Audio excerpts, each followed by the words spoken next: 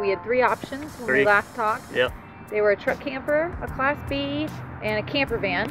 And really, the truck camper and the Class B priced themselves out. So expensive, yeah. I mean, if we had a truck already, the truck camper would be fine. We don't have a truck. But to get a used diesel truck, it was going to run us somewhere in the neighborhood of high 20s, low 30s if you got a good deal. Most of the ones that we're looking at with decent mileage, like under 50,000 miles, 75,000 miles, were well into the 30s, topping out near 40. Yeah. So those two, we couldn't do it right now. Not in the budget. No. Camper vans we looked at. Camper vans are awesome. They're hard to find. They are. Like if you can get to like Outside Van or like Colorado camper vans, they are awesome products. But really, we just couldn't find a floor plan that would work. Yeah. Are we too picky? Yeah, one of us is. So we've decided not to do any of those. Yeah. Because we like to throw you curveballs. And we are going to get a Eurovan. Ta-da! Now, what do you mean by a Eurovan? That's exactly my question. A Eurovan, a Ford Transit, a Ram Promaster, a van used for deliveries that's basically a shell with a great engine. Right, and so what I'll just add to what she was saying is a Eurovan for us is something that was designed and created in Europe, and that would supply us the opportunity that if you top ride it with us, that there would be an abundance of parts and people with knowledge on how to work on the vehicles and how to find parts for those vehicles. At a decent price. And at a decent price. We really love the Mercedes Sprinter, the diesel variant. I've heard nothing but, well, I've heard some bad things, but I've heard a lot of good things about it. The one bad thing that Heather and I always hear about these is the price. The cost, maintenance cost, the price. Yep. Even over in Europe, I mean, you still have to pay Mercedes prices. Yeah, so like a $20 oil change for a Ram or a Ford now turns into like a $70 or $80 oil change. Yep.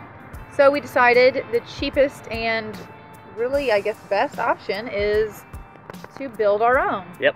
So we are on the look for those 2 vans, the Ford and the Ram. Ford Transit and the Ram Promasters. We're going to throw you up some videos of doing test drives. Yep, we test drove new ones. We're going to go for used, obviously. It's financially better, and we've just, always buy used. It's kind of what everybody says. So we are looking for low mileage ones. I think that's where it's really going to kind of get us, because we have a lot of traveling on our list to do, and we need to have a low mileage engine. So the other things I throw out there is, yes, we know Ram has the diesel variant that they just started coming out with. It's above our price range. Rumor is that there might be a 4x4 variant that's out there. Once again, it's going to be outside the price range for us. So what we're looking at is a gas engine and cargo van. The plus for us would be windows. Yeah. A lot of people say, hey, don't get towards the windows if you want good insulation. But the other thing what other things that we have on the van, which was, wheelbase. Wheelbase. Wheelbase and roof height. We want the high roofs. I have to be able to stand. I'll go crazy. So, and then the wheelbase, we're looking like, I can't remember what the Ford is off the top of my head, but the Ram is 159-inch wheelbase, and we're trying to find the Ford's equivalent, the 250 chassis for the Transit, the 2500 chassis for the Ram. That'll keep us in the 8,500 GVWR range, so plenty of room to build out what we're looking for. And speaking of the build out, we'll hold off on the floor plans because we're still building those. I mean, it depends on what we end up with, and I mean, I'll all of a sudden see something and send it to you, and then you'll come up with something else. So it's to be determined right now. Yeah. We think we have an idea. Yeah, I think we're kind of there. We're about 85% of the way there. I would also say that we could get 100% of the way there and then realize it ain't gonna work, and we'll have to just make it work. That's my biggest fear. When we start building.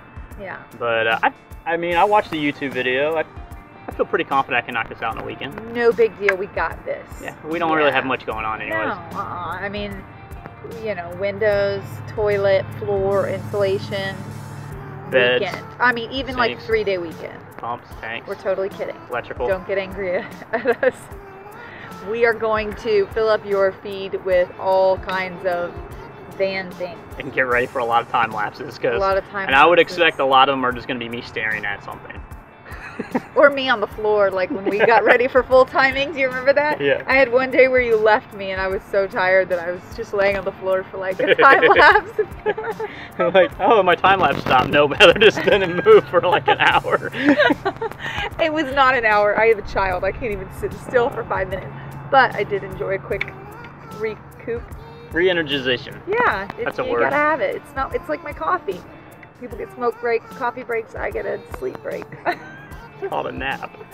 If you like this video, don't forget to give us a thumbs up and comment below. We'd love to hear your thoughts, and don't forget to subscribe. Thanks, guys. Have a good day. Later. This is where it gets awkward because we just stay here and stare.